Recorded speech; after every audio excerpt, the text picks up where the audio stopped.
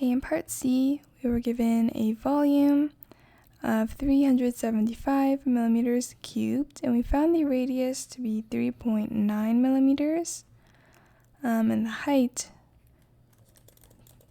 as double, and we found that to be 7.8 millimeters. So we want to find the surface area. Surface area is 2 pi r squared plus 2 pi r h. So let's just plug in our values. We have 3.9 as the radius, and then 7.8 as the height.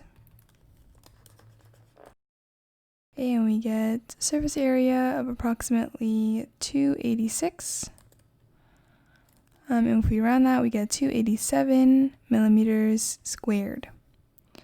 So let's do part D. Part D was a volume of 10 centimeters cubed.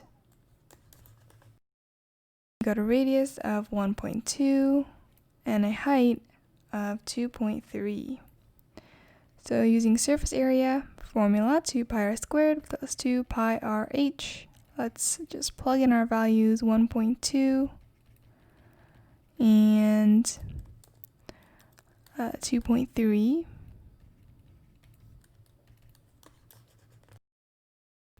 And we get surface area to be approximately 26, and this will be centimeters squared.